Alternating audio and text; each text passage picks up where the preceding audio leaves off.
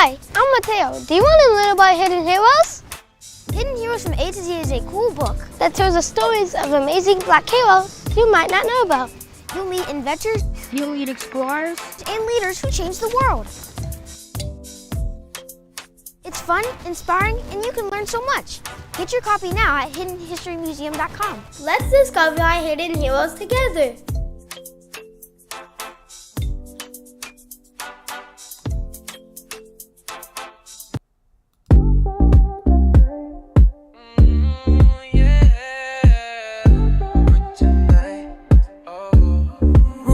Tonight,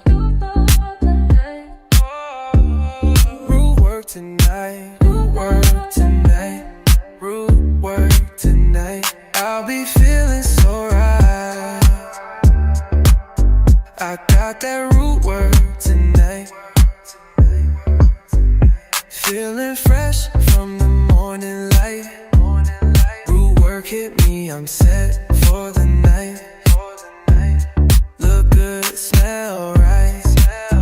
Yeah, I'm that type.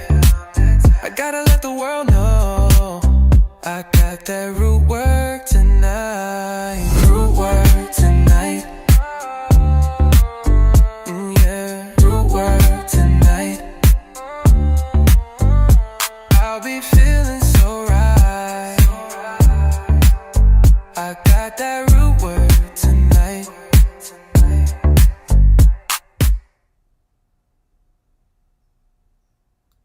Boom, I'm here. What's going on, man?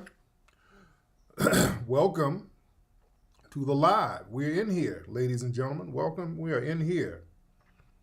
Ladies and gentlemen, glad to have you guys in the building.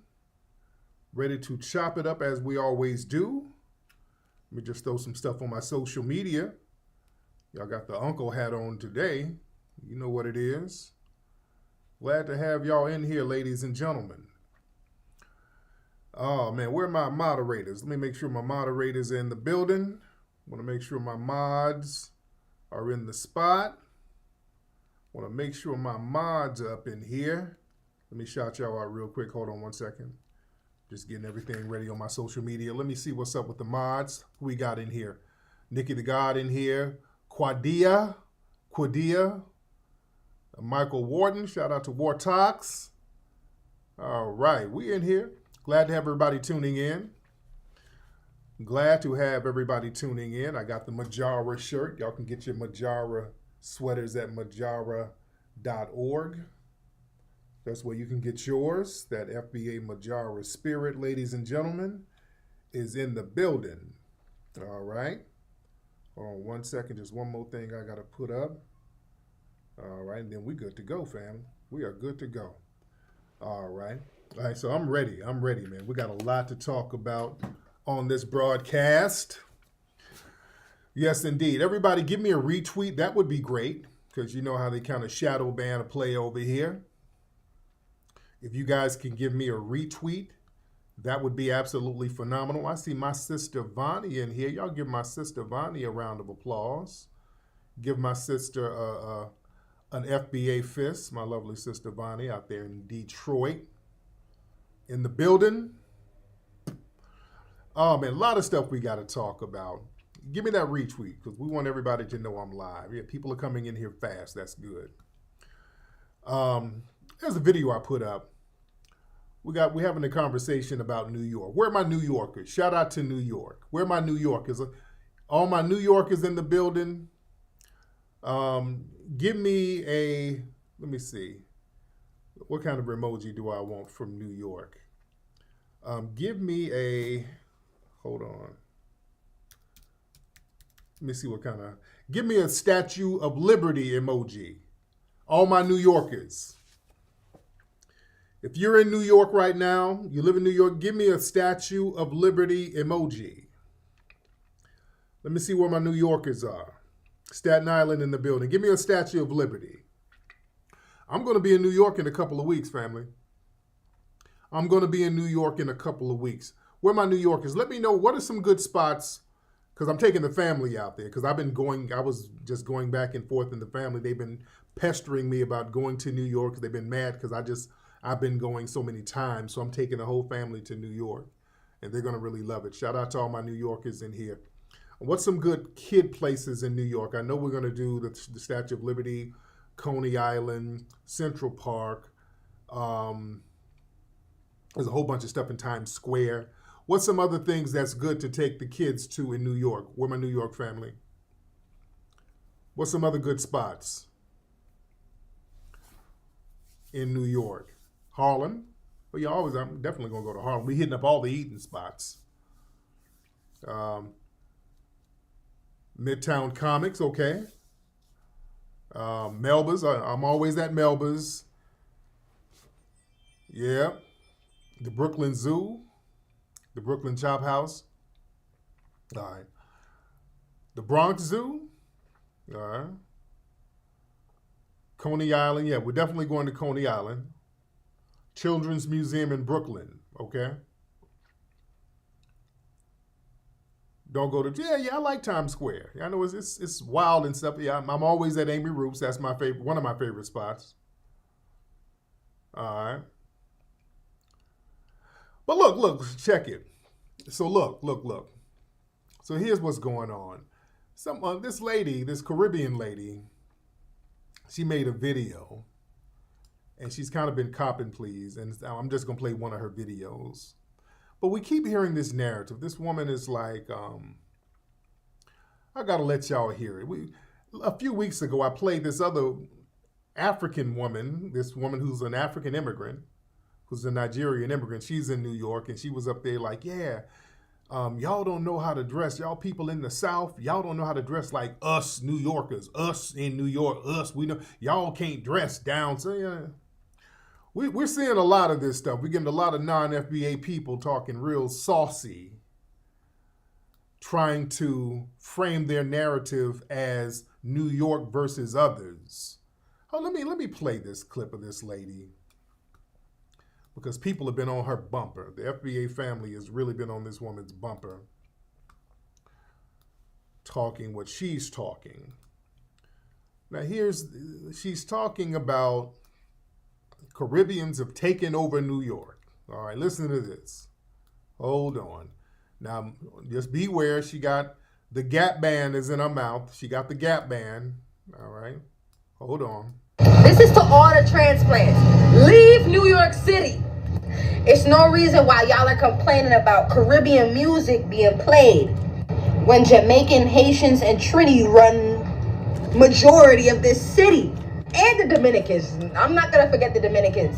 And the Puerto Ricans too. Get out of here. Because there's no reason why I should be seeing on Twitter people complaining about Caribbean music at a party in New York. I don't know if I'll remember, but this city is literally the Caribbean. Like, get out of here, please. Okay. All right. All righty.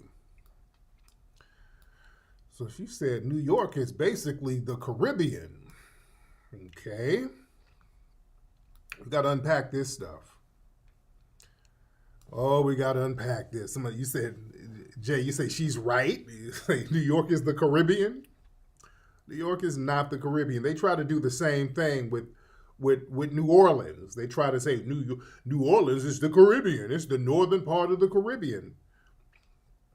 We see a lot of this stuff where these people do these like hostile takeovers. It's like a hostile takeover that they're trying to do. And look, this isn't innocent. This isn't innocent. They know what they're doing. Now, we already know in New York, there's a demographic shift in New York, and a lot of these non-FBA politicians are in positions in New York that we put them in, and they're doing a lot of stuff to undermine us. All right? Now, we got a lot of political tethers up there in New York. A lot of these people in the political sphere who undermine the hell out of us, they roll out the red carpet for the immigrants, but nothing for foundational Black Americans. So these people have been running this play for a minute. We've been warning people about this. But look, there's a shift in the demographics out there. We understand that. There's a lot of immigration out there. The African and Caribbean population that's grown significantly out there in New York. So because they are getting their numbers up, they think population density equals cultural authority. So now it's this, okay, since a lot of us are out here, we run the city. No, you don't. You're cosplaying as foundational Black Americans. All right? You're cosplaying as foundational Black Americans. Yeah? Listen, a lot of these people, they're really trying to reassert some kind of identity in the face of Americanization, because, see, a lot of these second-generation immigrants, because she's probably a second gen, I don't know. A lot of them, they kind of struggle to kind of retain the control of the distinctiveness of their own culture, in a country that basically pressures assimilation. So they'll try to overcompensate by loudly asserting their heritage while trying to discredit foundational Black American culture as they steal it. You see? These people cosplay as us and then try to pepper some of their Caribbean and African culture in the mix. And when it gets rejected, they try to lash out. Again, she's upset because I guess at some parties, people just didn't want to hear Caribbean music, which a lot of folks don't. No disrespect. Some Caribbean, music is cool. But in New York, I mean, come on, that's still a foundational Black American cultural location, especially Harlem. The flavor of New York is foundational Black American culture. And we let's be very real. A lot of these first and second generation immigrants, many of them, they harbor a lot of this inherited anti-Black sentiment from their families. Let's be real. And they bring them biases over here, knowing that their job is to come over and try to undermine us. And a lot of people now, they've been trying to erase foundational Black American history out of New York. That's why we had to do microphone check to stop that nonsense about we got hip hop from Puerto Ricans and all this garbage. We had to stop all of them lies. A lot of these non-FBAs, they are very dismissive of the role that foundational Black Americans played in building New York's Black culture.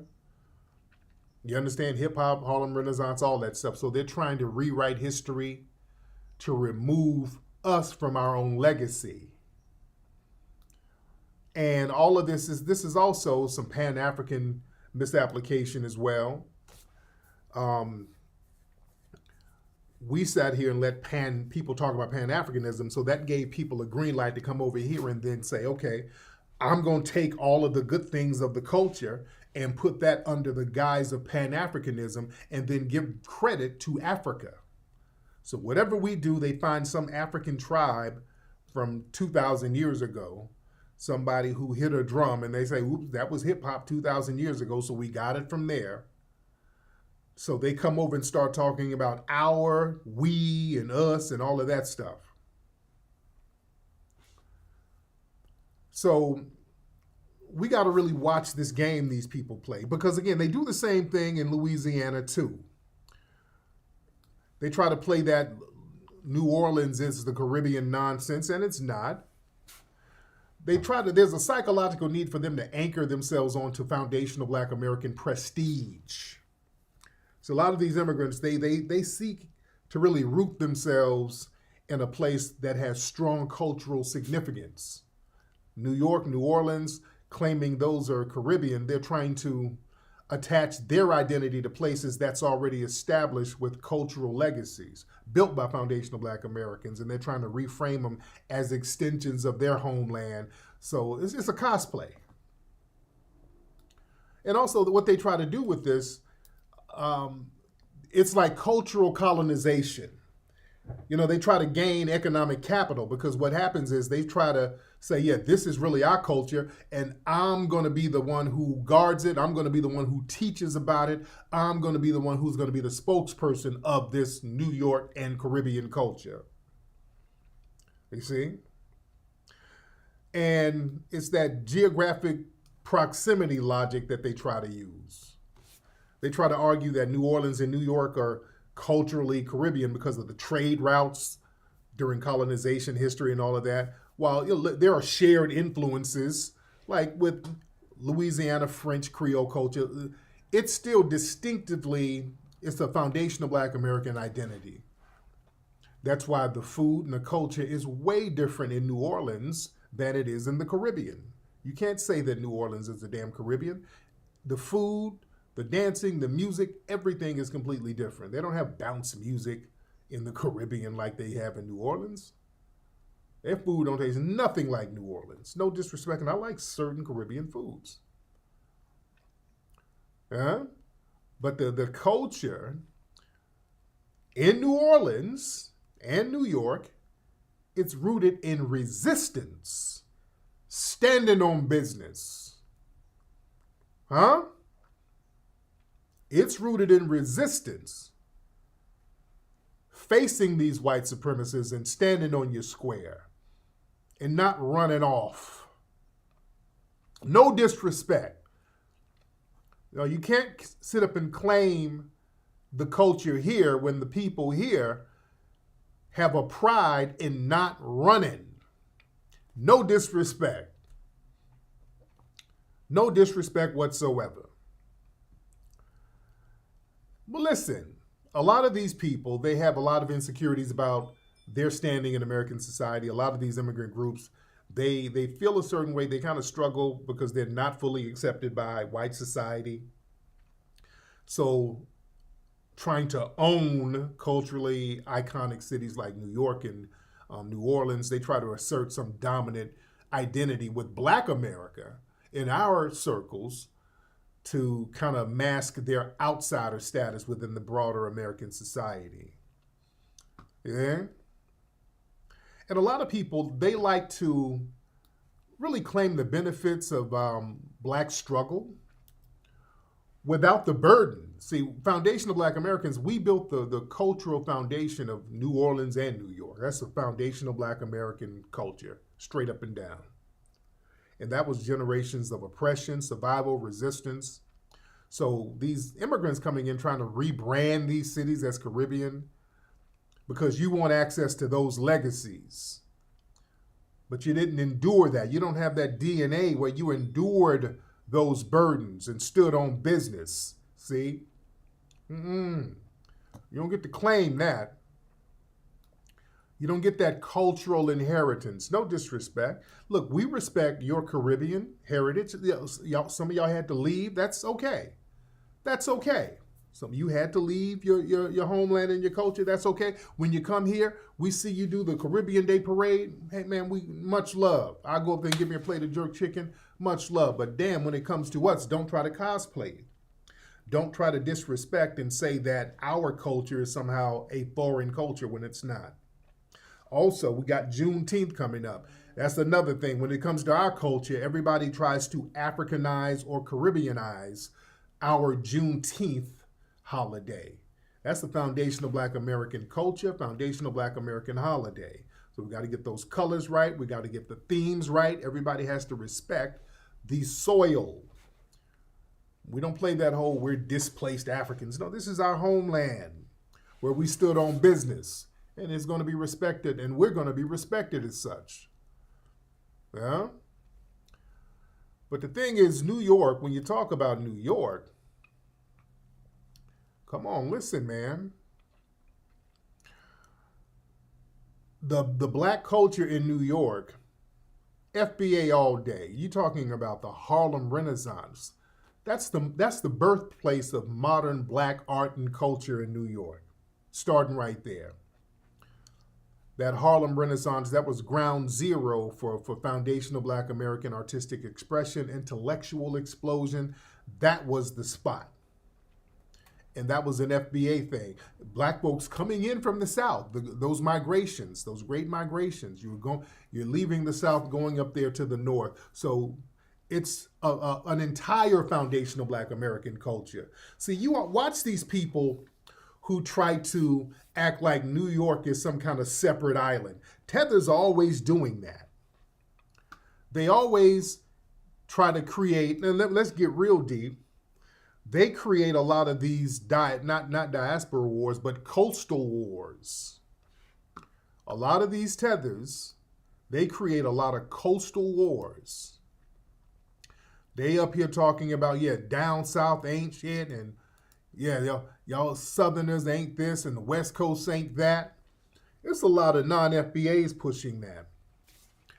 Right now, there's a rap battle with Joey Badass, Daylight out here. There's like a little beef going on with some East Coast, West Coast rappers now, where they're trying to kind of reflame a West Coast, East Coast type of thing. And everybody's saying, hey, we don't need that right now.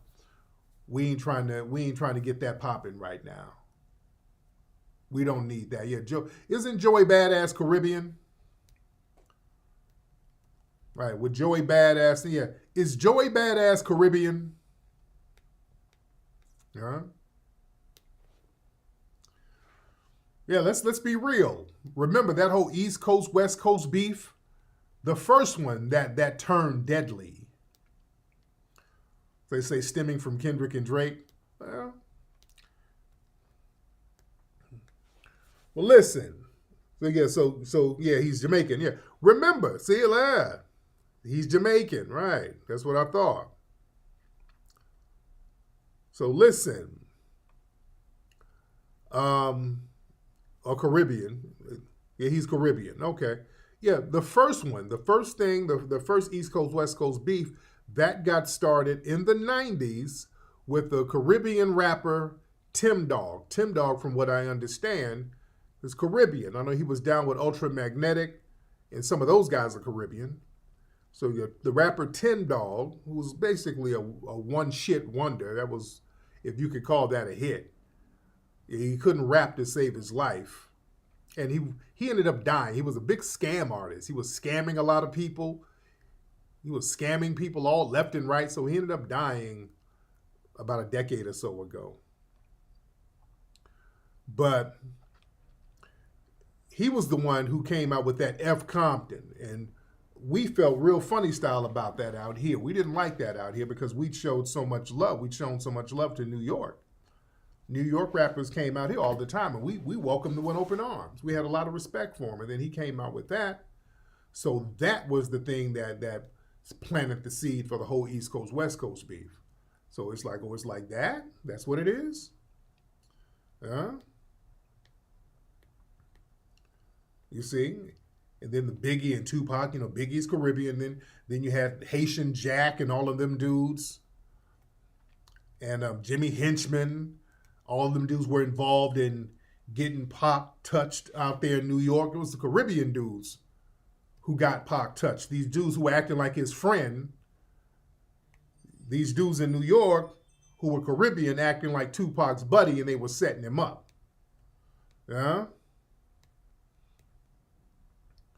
So yeah, there's a lot of them on that bullshit creating these little coastal wars, and these people ain't even from the culture. So we're saying, hey, we're not going to let these folks play that game with us now. We're not going to let them sit here and start that nonsense. We're not going to have them start that nonsense. You understand? We're checking that stuff.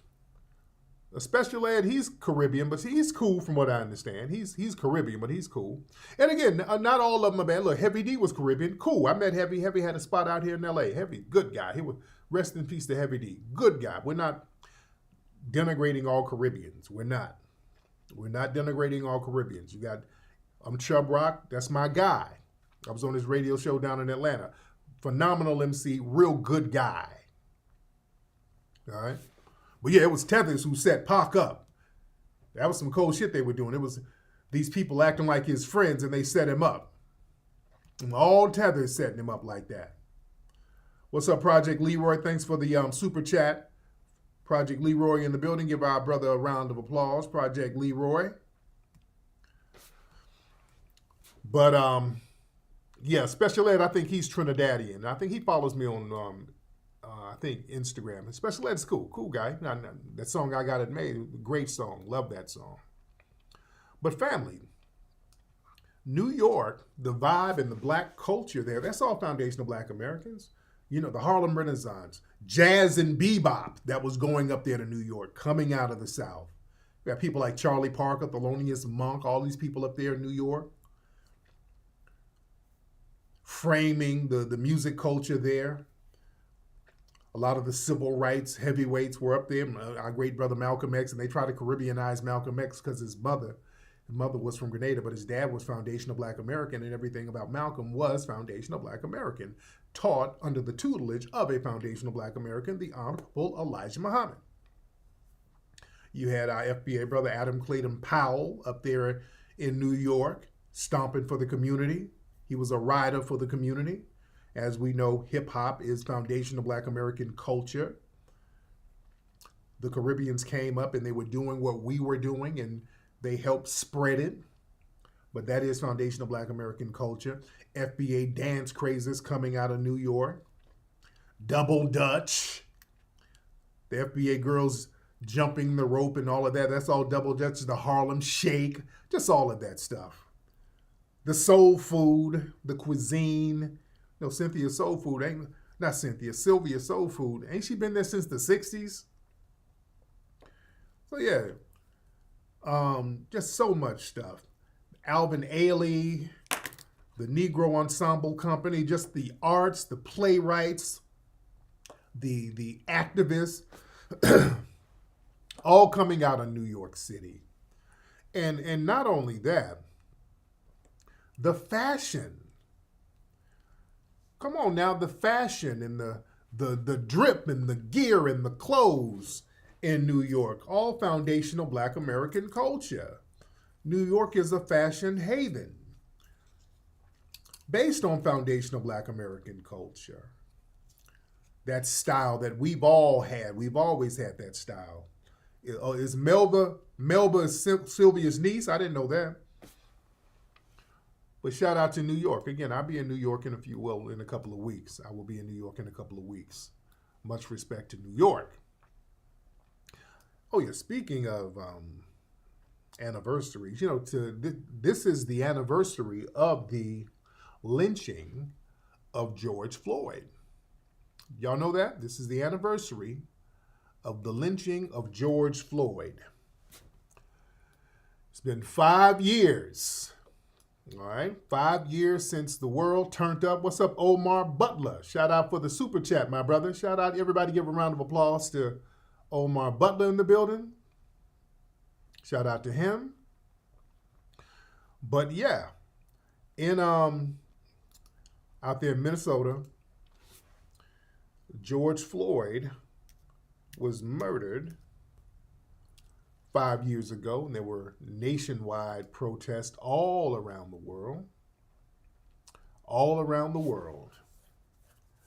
And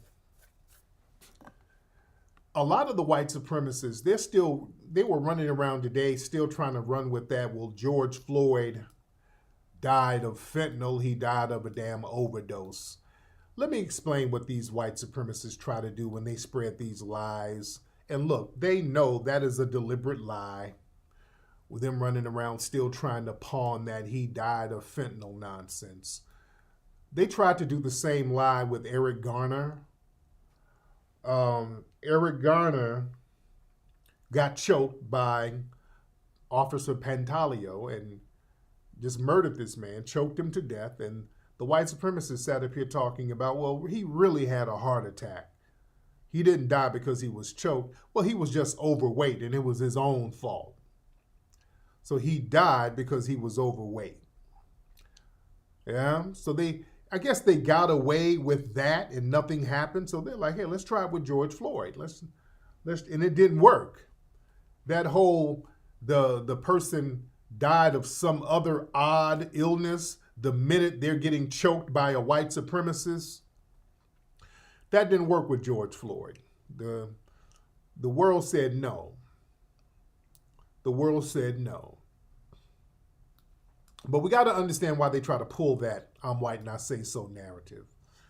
See, this whole thing, narrative control is a tool of white supremacy. See, white supremacy It's not about facts. It's about controlling the story, and it's about domination. Them pushing that garbage overdose narrative, the white supremacists want to flip the script and protect the system that empowers them.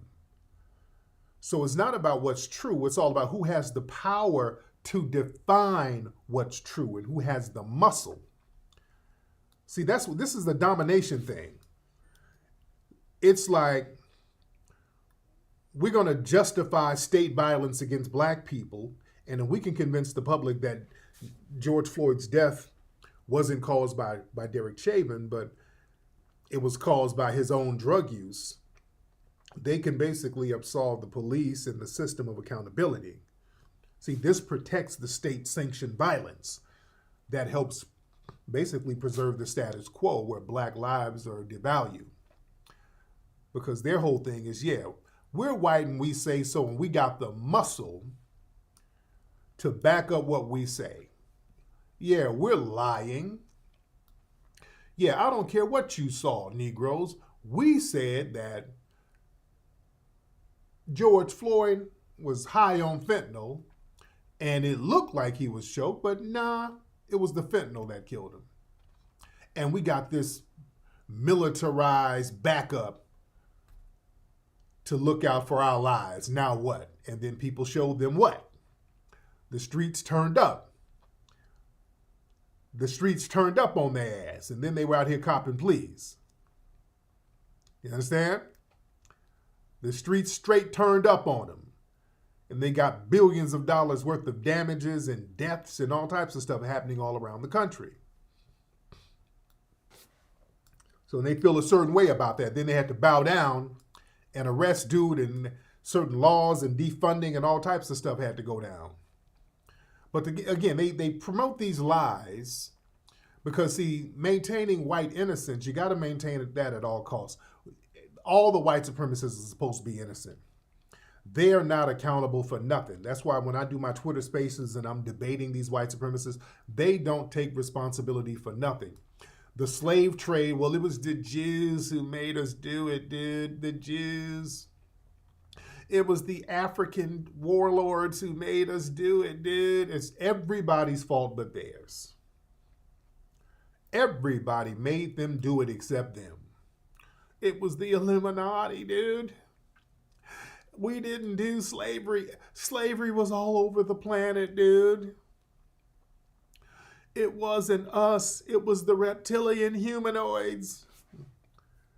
These people are illogical. They're ridiculously illogical, but they try to play dumb as a way to avoid responsibility.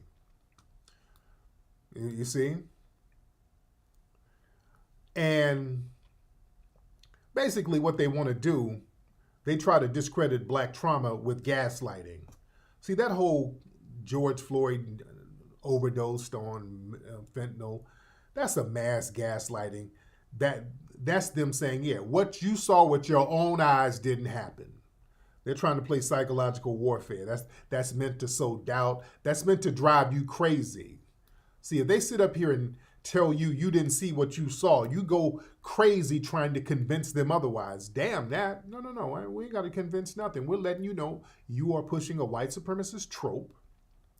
You're practicing white supremacy, and we're just not going for it. We're telling you what the business is.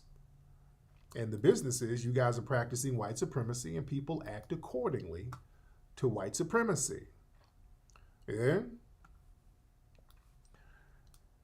And also what they want to do, they want to protect whiteness from legal precedent. See, a guilty verdict against Chauvin, that was a rare legal accountability for a white officer. But the whole country had to damn turn up for it to happen.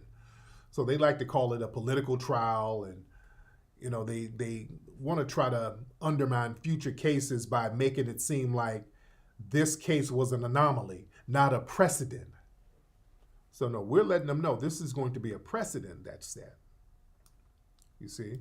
And they think they're going to uphold that whole I'm white and I say so doctrine, where that I'm white and I say so lie, that's going to override black truth. And their whiteness is the authority. And we're saying, no, it's not going to go down like that. That's not going to happen. Do y'all hear about that case out there in Mississippi? Now, I played the news story the other day. There's some more to this story. Let me find something about this story because there's more to this story. In Mississippi, there was a white supremacist who went up in a bar, the black bar. Thank you so much. I just want to... He went up in this bar. Hold on one second. Hold on. Let me see something. Hold on one second. All right, here we go. This is what I'm looking for right here. So this white supremacist went up in a bar, started calling people the N-word, and they literally beat the brakes off of him. They stomped him out. They stomped him naked. And the authorities there wanted to say it was a hate crime that the white man got beat up after he went in there calling people the N-word. And all of the white supremacists was like, well, God, it's just a word. Why are you guys so violent over a word? It's just a word. No, it was a hostile word. It was hostility. I don't want to hear that it was just a word nonsense, because when Jordan Neely was on a train in New York using just words, Daniel Penny snuck up from behind and killed him. And everybody said that was justified because it was just words. Okay? That means that beatdown is just as justified over those words, right? That beatdown in Mississippi is just as justified because of words. And here's the thing. There's more footage that came out. I'm going to show y'all the news story. The white supremacist, not only did he use hostile words, because anytime the white supremacists coming around when they come around using the N-word, that's usually followed with violence. That's the thing. Whenever they go around yelling the N-word, it's usually followed by something violent. So yeah, a lot of people are justified in defending themselves when they come around with hate speech words. That's hate speech. So this white supremacist was actually in the bar using the N-word. He left and came back and then put his hands on somebody. That's when he got his ass mollywopped. But let me show y'all the news story. And shout out to the owner of the bar. He's standing on business. He's like, yo, I'm not going to shut down. They're trying to get him to shut down. They're like, no, I'm still trying to maintain my business because, hey, this guy came in here with the bullshit. Hold on. All right, fair use. This is the news, local news out there. Fair use. Hold on. This business owner is speaking out tonight, telling your news leader the reported beating of a man on Sunday morning had nothing to do with his club. Good evening, and thank you for joining us. I'm Greg Hurst. Hi, I'm Stephanie Skurlock. The owner of CJ's Lounge wants to set the record straight, he says. The incident sparked local and regional outrage after it was first labeled a hate crime. WREG's Mike Sirianni spoke with the owner and has details. And I'm saying out of my mouth that I'm not closing. I'm going to continue to exercise my beer license and exercise my privilege license from the city of Hollow Spring as long as I stay in compliance with the city ordinance. This notice from the city was posted after several code violations and following the reported beating of a Caucasian male outside the business early Sunday morning. I'm not going to go back and forth about black and white. I'm just saying he was belligerent and aggressive and an agitator and got handled by my security. At issue is what happened involving the subject, seen in this security camera video wearing brown shorts, a dark t-shirt, and baseball cap, who reportedly used racial slurs against CJ's staff. When the light came on at 2 o'clock with signals for everyone to exit the property, the party's over, he got upset and got in my security / managers. He got in his face and started saying, derogatory language, using the N-word. Fitzpatrick says the man was escorted out of the lounge but came back and was aggressive. He was reportedly seen in the parking lot outside CJ's throwing gang signs. And they said that the guy swung on one of the other guys who was on the parking lot, and that initiated the fight outside, with his clothes being removed and so forth. Fitzpatrick says to his knowledge the victim was not beaten with a stick or sexually assaulted, as investigators have suggested. He says what happened is unfortunate, that investigators have not asked to see his video. To be honest with you, I have to be totally honest. I'm not here to clear up his name. I'm here to clear up mine and my business. For your news leader in Holly Springs, Mike Suriani. It is hilarious. Oh, that's funny. Yeah, so the cops out there lying because they don't like the fact that we produce justice. Oh, they don't like the fact when we start producing justice because, hey, they don't let us know they're going to give these white supremacists a pass. All right? The streets ain't going to give them a pass, though. Oh, they stripped him down and stomped every inch of his body. That's what the news report said. The other news report said they stomped every part of his body. Hold on, I got to play that again. I played that the other day. Let me play that again. Let me play that part again. Hold on one second. Where is that? I got to find that story real quick. Where is that? Where is that?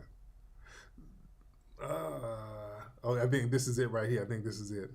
Hold on. Meanwhile, a very disturbing story. Okay, I think this is it right here. Hold on. Hold on. Yeah, they whooped him naked. He shouldn't have been out there on the bullshit.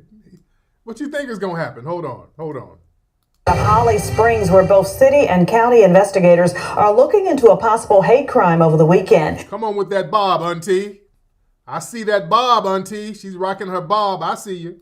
The incident involves a white male who allegedly yelled racial slurs inside CJ's Lounge, a popular African-American gathering spot off the square. SWREG's Mike Suriani reports what happened next was captured on several social media platforms. We're at this point now to see just how bad the assault was. We're hearing that it was there was some violent stuff that happened, and also there could be some sexual stuff that happened during the assault. Okay, I didn't see this one. This is another. No, it was some sexual stuff. They poured beer. Okay, yeah, I didn't see this one. Okay, so this was some sexual stuff. That's projection. Didn't nothing sexual happen to that dude. Okay, they putting extras on it.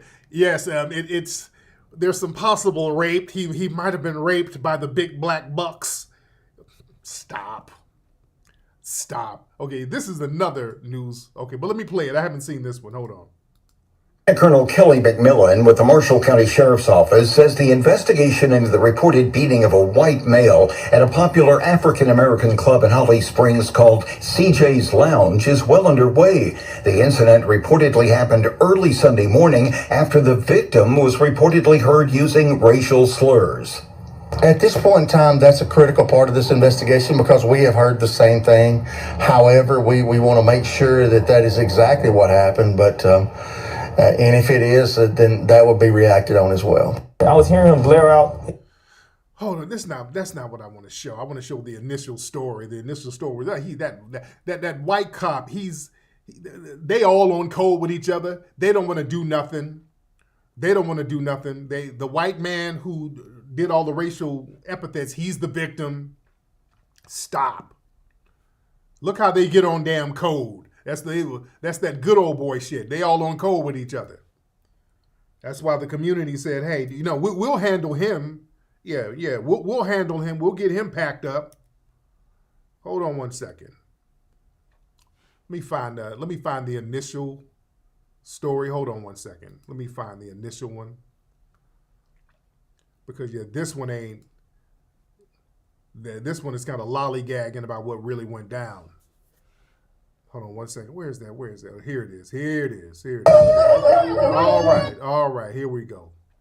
All right, this is the other news story that kind of goes in more detail about what went down. All right, hold on. All right, let me get it together. All right. Come on, what am I doing? I'm messing up, y'all. All right, here it is. Video surfaces of a man police say might have been a victim of a hate crime. This happened after officers say an intoxicated man walked into a Marshall County club and used the N-word when referring to the patrons. Investigators say that the bar is also a problem spot. They say that they respond to it several times every weekend. Fox 13's Daniel Wilkerson is live outside CJ's lounge. No, they're trying to demonize the club. On Memphis Street in Holly Springs. So Daniel, how is this man police are calling a victim? Even the white reporter is like, how was he a victim? Even the white reporter didn't know how that's going to work.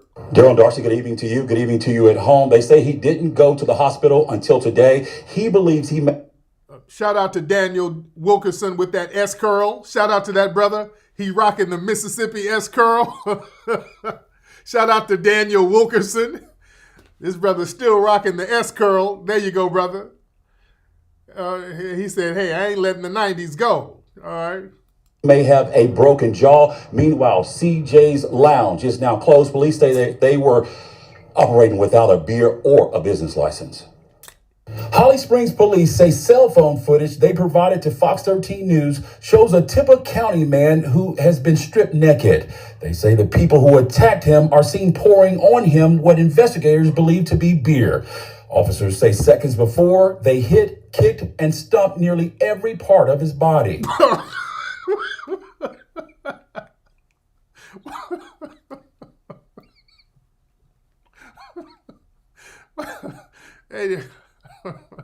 They stomped him. I mean, they stomped him. Not every part of his body. I'm not trying to laugh, but damn, they stomped every part of his body. Damn. All right. All right, that's what happens. Yeah, that's what happens. All right. What you think is gonna happen? All right.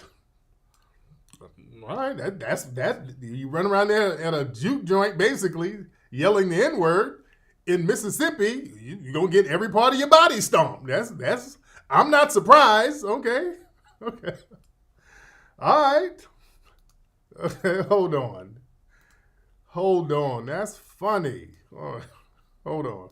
The guy walked in and he was very aggressive. Miles Stone says he was at CJ's Lounge on Memphis Street late Saturday night into Sunday morning. Other guys in the area was listening, trying to remain calm. We asked them, they asked for him to leave quietly.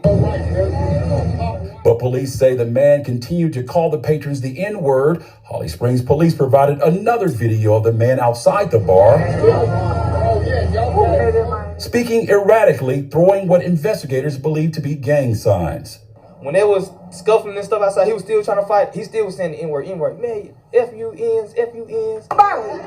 Officers say the attackers used poles and sticks to beat him.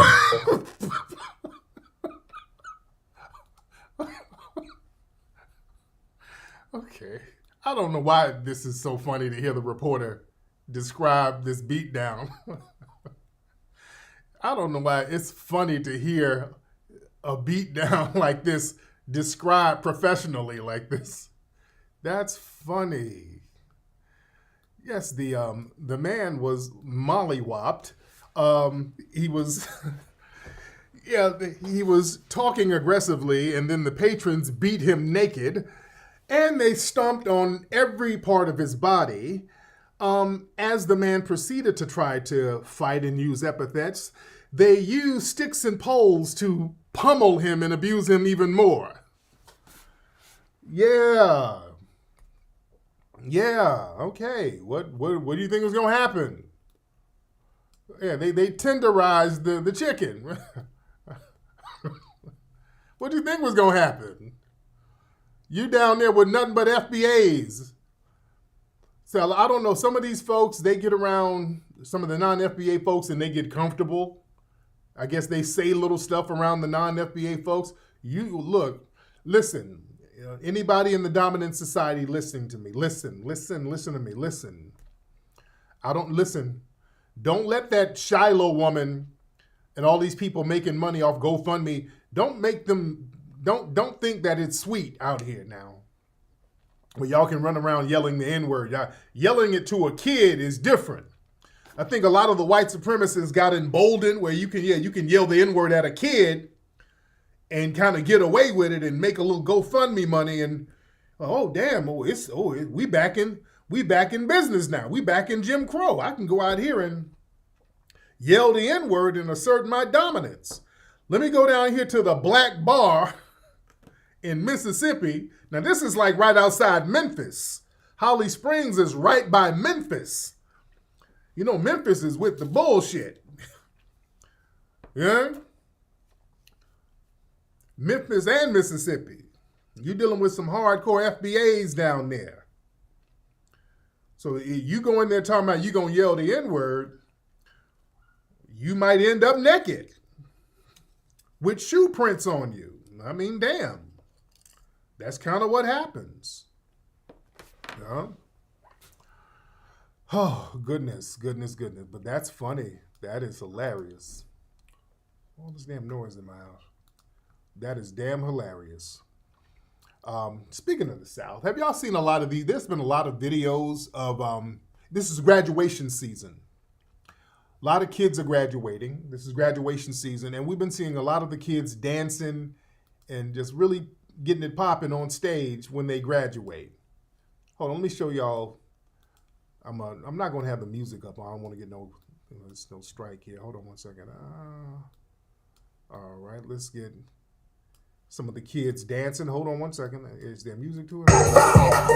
Okay, let me turn the music down. So, you know, the kids are graduating. They doing flips. They dancing, getting it popping. They doing celebratory dancing. So this is kind of a theme this year. I mean, kids do it a lot, but yeah, a lot of these kids are really, really turning up with it. And a lot of the white supremacists are upset. Yeah, the kids are getting it in, and we're seeing a lot of these in the graduations going on. We're seeing a lot of this stuff. Yeah, this is I think it's high school, some college, but yeah, this is high school. They're happy that they're graduating high school, which is cool. All right. There's some mixed reactions to it. Now, how do y'all feel about the kids dancing in school? How do y'all feel about the babies? They're doing their thing. Now, there was one situation where there was one school, it was a black principal, and the black principal, he made one of the boys go back and, walk normal, like right here. Right here. There was a lot of mixed reviews on this one here because the kid tried to, cut a little dance, and the black principal made him go back. Hold on. Ian Tate. So he's dancing. Principal like, nope, go back.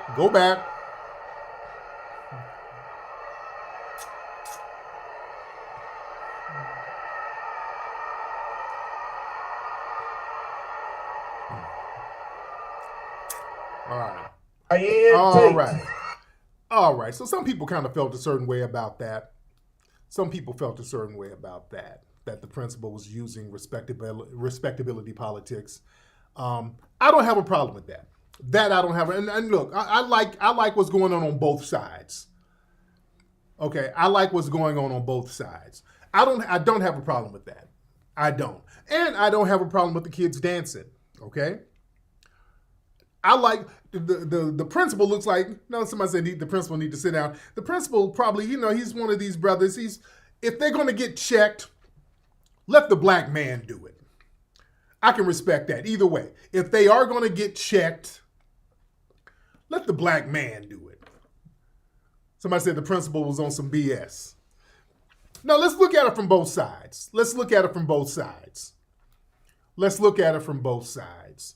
Why the black principal might have been justified in saying, hey, man, go ahead and walk down. The black principal might have been the kind of guys like, hey, look, I want to set a standard on decorum. I want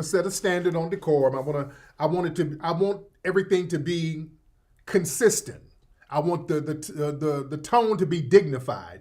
I'm looking at it at both sides because at some of these other schools, all the kids were basically, turning up. It was like a theme.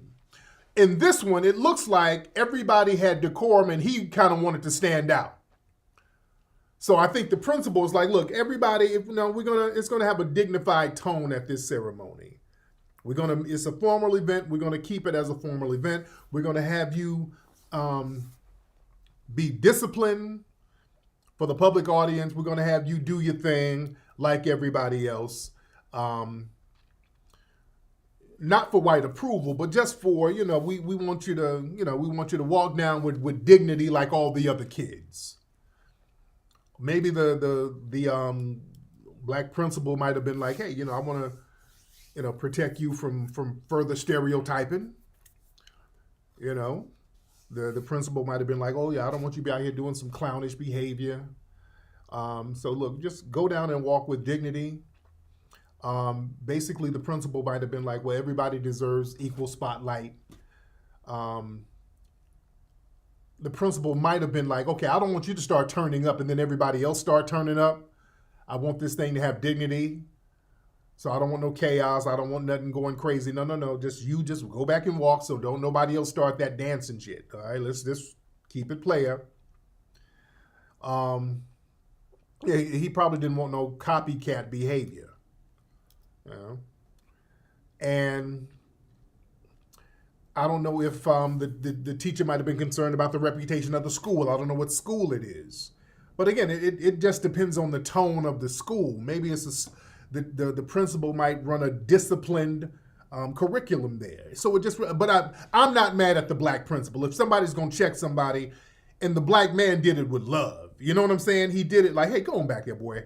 Like, hey, like you're telling your son, because I do my kids be clowning, boy, get up there and go up there and do this. Well, sit up straight. It's that type of thing. So that's, what I can accept that because it's done with love. You know what I'm saying? It's done with love. Not trying to shame them. Like, well, get on up there and walk like you got some sense. You understand? So I can respect that. Now, on the other hand, I can respect the kids. They're graduating and they're dancing. I can respect that. That's okay. Because a lot of the white supremacists are clowning. Oh, God, look at them. Oh, God. Look, the kids dancing at some of these other schools, and some of these other schools, like all of them are doing it. You understand? It's like that school, it seemed like it was more formal and he was the standout. But some of the other schools, it's like a theme. It's like we all, on graduation, we going to all turn up. It's like an agreed thing. We're going to turn up for our graduation. And it looked like almost different schools were competing on who's going to be the most turned up. And that's okay. That's okay. Cultural expression is not disrespect. It's not disrespect. Celebrating through dance and joy, that's rooted in foundational Black American culture. Graduation, that's a milestone of survival. A lot of these students, they're graduating and they've overcome these systematic barriers and underfunded schools, discrimination, poverty, violence. So them getting their diploma, I mean, they're celebrating that. Some of us don't do that. Yeah, I didn't do that. I didn't get my diploma. So some of us don't even do that. So that's a celebratory thing, and I'm not mad at that. And it's their moment. It is their moment. This is an event that they're going to remember and talk about for the rest of their lives. So they want to make the best of it. They want to make the best of that moment, and that's all right. But here's the thing. This is what I don't like. See, when the white supremacists try to say something, no. Like I said, if it's a black teacher saying something or a black principal, it's going to be done and said out of love. I can respect that. But the white supremacists try to say something. They try to, oh, look at their culture. Oh, look at them. Oh, they're jumping around like monkeys. Look at them. Listen, those white kids be going to the graduations doing all types of shit.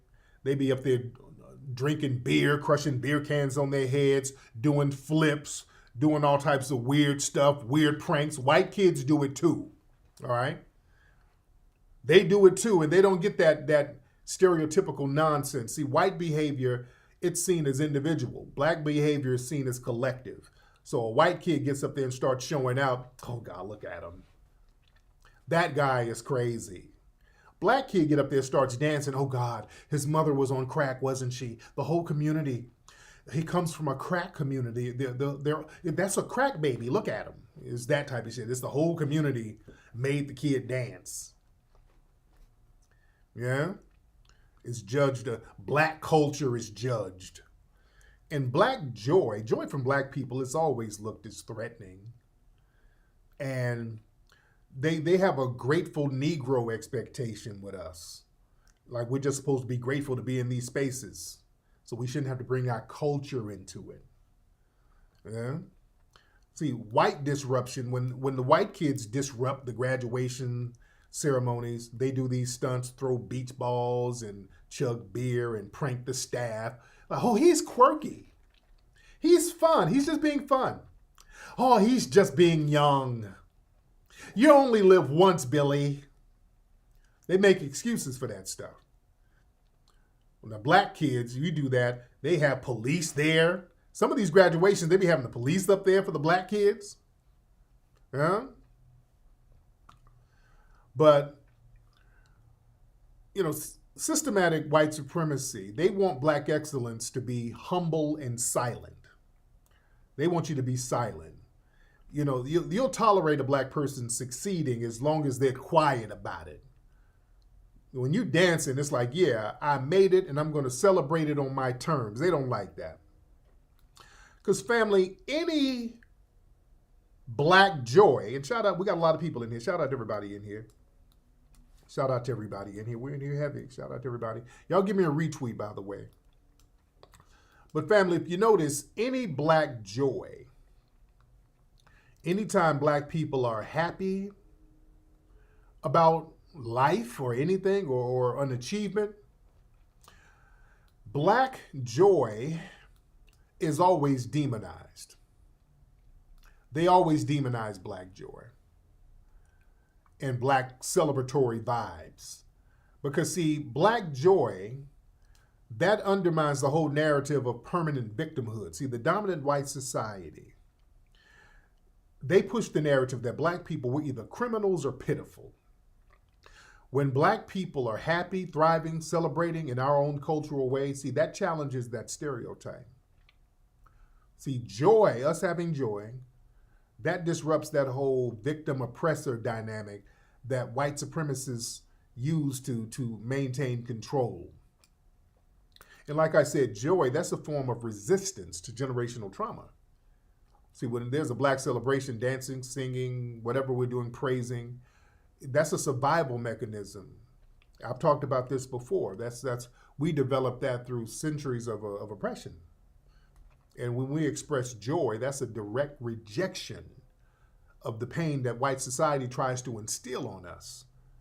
See, that joy, it becomes uncontrollable, uncontainable. And, the white supremacists, they see that as a threat to the order. Because see, happiness, when you're happy, Foundation of Black American Family, that signifies autonomy. Excuse me. When we show joy, that means that we're not dependent on white validation from the dominant society. We're not dependent on them. We can create our own joy. See, that's dangerous to a system built on control. Because see, we still have an independent mindset. We have independent emotions. We're independent spiritually and culturally. Because see, the white supremacists, they need black suffering in order to justify white superiority. See, white society, they use black despair to elevate themselves. They love for us to be crying and downtrodden.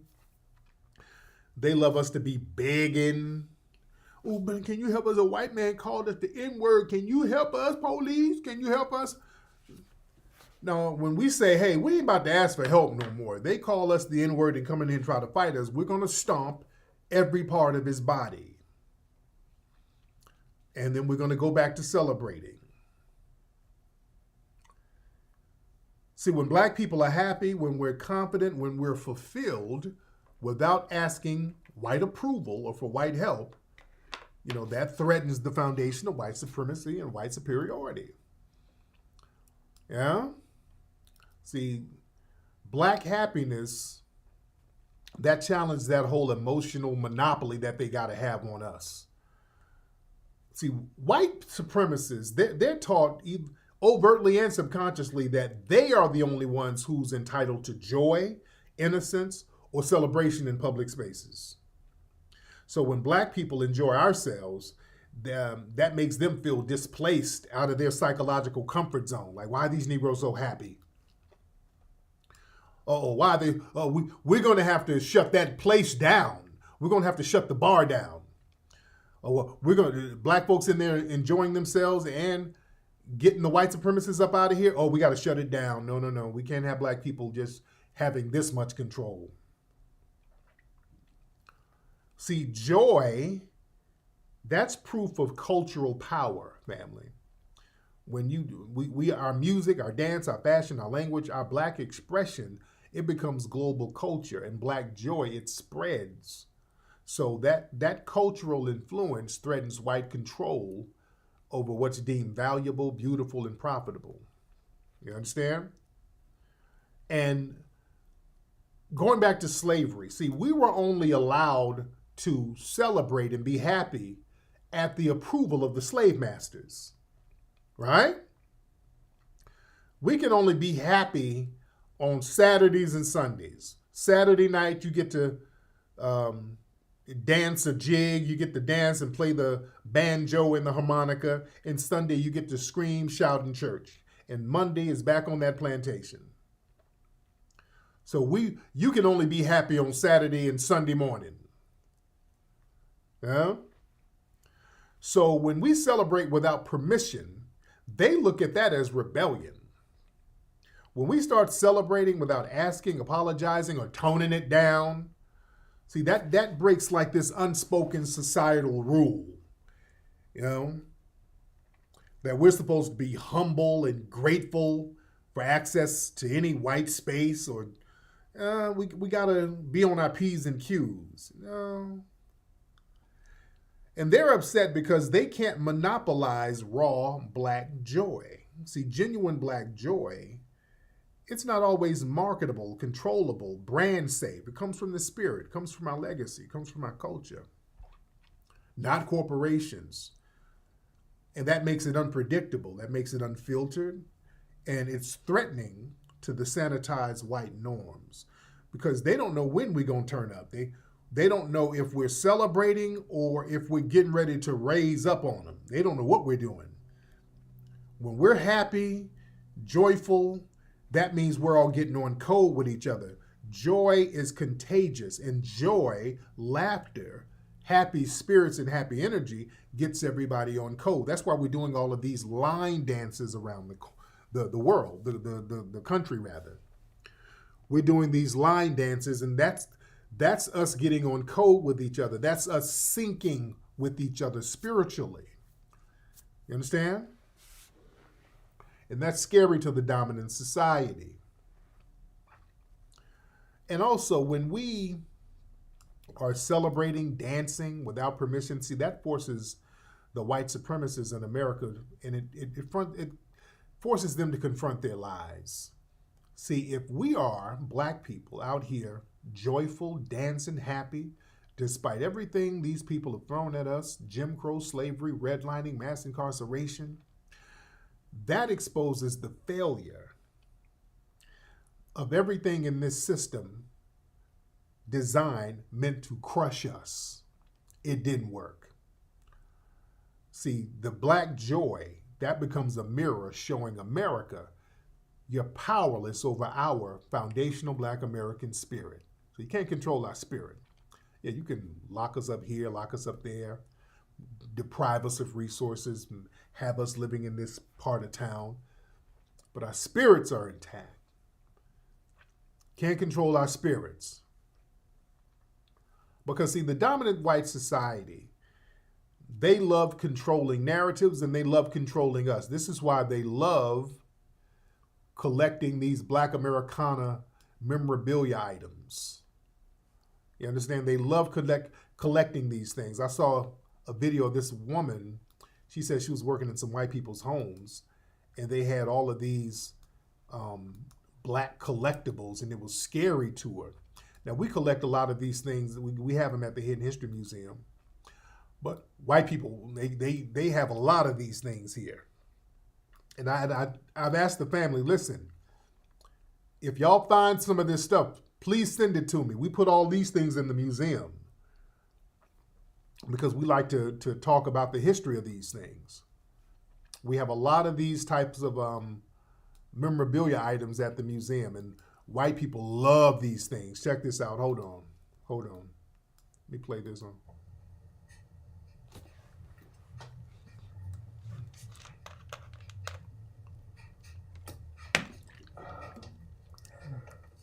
This is fucking weird.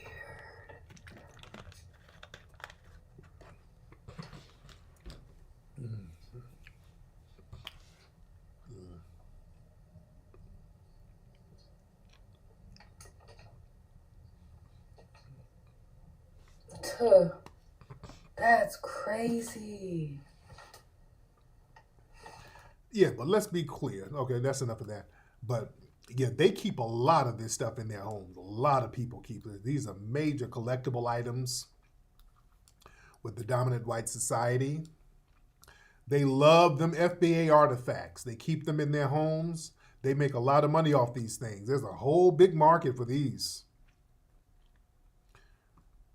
You know, they used to just make products of us all day, every day. I see Black American is trending. Yeah, I see Black American is trending. Wonder why it's trending. I'm looking up the Black American hashtag is trending. I don't know why. What's this? I'm looking this up. Trying to see why Black American is trending. Okay, I'm looking this. Oh, yeah, a lot of. Okay, I don't know why Black American is trending. I'm looking at the. Okay. Okay, Black American is trending. Don't know why, but it's trending. All right. But yeah, Black American. Yeah. I don't know why it's trending, but okay. My homeland. Okay. Some people are trying to denigrate us. Hold on. I'm looking at the hashtag of Black American trending. Hold on. I'm looking up some of the stuff. They got FBA and they're talking about foundational Black Americans. That people tell me to fix my homeland tether. I say that I am. That's why I have Donald Trump in office. I'm a Nigerian American with also Black American roots from slavery, but I'm not down with that bitch ass FBA movement. Hey, you're a tether, dude. Come on. Yeah, people try to lie and act like they got some roots here. No, you don't. You a full tether. Yeah, and you mad because people ain't letting you tether. That's why you think it's a bitch ass movement, because you ain't a part of the lineage, whoever you are. So yeah, we got a lot of these tethers are mad because we've gate-kept our culture. Yeah, we're always trending. But going back to that memorabilia, going back to all of that Black Americana memorabilia that they have. Look, the dominant white society, they keep a lot of that stuff in their homes. They see that as power over the narrative. See, them owning that racist memorabilia, that allows them to basically privately hold on to a version of history where Black people were openly mocked and degraded and portrayed as inferior. So that's like a subconscious form of dominance that they think they have. Also, these are like psychological trophies. Those items act as basically cultural trophies from like when white supremacy was more overt and unchecked. So holding on to all of them items, that's them privately trying to celebrate that time in history without them saying it out loud. They're trying to basically romanticize the good old days. That little nostalgia when they can just be bold and cold with their white supremacy. Also, family, that's like it's like a secret fetishism.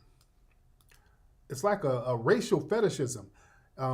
They're so fascinated with blackness in a real twisted, fetishized way. You know, they see Black culture as something to mock, something to own, something to exoticize. You see? It's a real weird obsession. And it's like a silent threat. See, a lot of these items, they're not just souvenirs, they're coded threats. Basically, you keep those things around to let visitors know that this household basically upholds old beliefs. So it's a subtle assertion of racist values without having to outright say it. Yeah? And also, it reflects their belief that black people are items and collectibles. Like, white society, they view black life and culture as not a living and breathing thing, but as something to be preserved, owned, and studied like animals in a museum. See, these relics serve that function. And they know those images kind of carry power. It can trigger trauma by dehumanizing people, so they know what they're doing. See, they know. That's why I like to get these items, and we gatekeep them items on our terms so we can tell people the white supremacist motives behind them. Because the white people try to make it seem like these are innocent items. Oh, it was just an ashtray. It's just a black person. We're celebrating the blacks. It's just a black person playing the piano. He has big red lips, but that's just how the artist made him. No. We put it in the real context. We put it in the real context without them trying to gatekeep the history of racism. See, they hoard these items instead of donating them to black institutions and museums so they can control the narrative, see? See, that they're saying, hey, this is our white history, so we want to decide how they're displayed or hidden. No, I like to show all of them. No, I like to show you how sick these people were. And we get a lot of people who send us these things to the museum. Keep sending them. When y'all find these things, y'all send them to us so we can put them out and explain them on our terms. We can explain the mindset that went into it. Let's put it in the right context, just like we do at the museum. We explain why these sick bastards were putting that shit out there like that. So it ain't just, you're not just gonna have it on out somewhere where you and your white buddies gonna be snickling and grinning. No. We're gonna put everything in the right context. You know? So you can know your enemy. Know your damn enemy. Shout out to everybody who gave to the super chats. Much respect to you. And speaking of the museum, everybody, y'all gotta make a contribution to the Hidden History Museum, ladies and gentlemen. We've been having events. We had an event yesterday at the museum because so many people in the community, they rent the museum out for neighborhood and community events. We've been so busy doing that, I haven't had a chance to put on my own events. We've been doing so many events for the community. And there was a sister there. Yeah, a lot of people came through. Shout out to the sisters from the Bay who came down. Two lovely sisters from the Bay. They came in earlier. Later on that afternoon, some people in the community, they had an event there for their family. And the grandmother was there. She was so proud of the place. She was like, this is your place, son? I said, yes, ma'am. Well, this is beautiful, baby. We need this in the community, baby. A lot of the elders really, really love it. They love the museum. They absolutely love it. Because again, we created a beautiful, safe space in the neighborhood where people can have events and just be there with the family and vibe, and the energy is good. It's a great energy in the museum. We're showing Black excellence, and the community absolutely loves it. They absolutely love it. So y'all got to come on through. Y'all got to come on through. And if y'all want to have events at the museum, holla, man. We can make that happen. But everybody give contributions to the museum. We need everybody to make a contribution to the museum. So what happened to Rod Wave, K-Dog? They said pray for Rod. What happened to Rod Wave? Okay? Man. So shout out to the elders who come through. Shout out to everybody who comes through to the Hidden History Museum. It is a vibe. It is a vibe, ladies and gentlemen. And everybody go to hiddenhistorymuseum.com make a contribution to the Hidden History Museum. HiddenHistoryMuseum.com, ladies and gentlemen. And also, you can get this book at HiddenHistoryMuseum.com. Can you get married? Yes, you can. We have everything at the museum. We have kid events. There was a lot of kids there yesterday. It was like the whole family a big family was there yesterday. We have we have repasses. We have birthday parties, senior birthday parties. We had some a couple of weeks ago. Had some Hispanics. It was a Hispanic young lady had a birthday party there. There was a bar mitzvah. We had a bar mitzvah there a couple of weeks ago. Like a lot of Jewish kids in there getting it in. They were dancing and singing karaoke. They were in there having a good time. It was packed in there. Some FBAs were in there last night. Beautiful family. So yeah, we have a lot of events at the Hidden History Museum. What's up, Roll the Tape? Shout out for the super chat. Much respect to you. All right. But anyway, guys, let me get up out of here. It's been real. I guess I'll do a Twitter live later on. So y'all go to my Twitter and we'll be chopping it up. All right. So y'all be good. Go to rootworkstyle.com. Get that Rootwork deodorant. Rootworkstyle.com, ladies and gentlemen.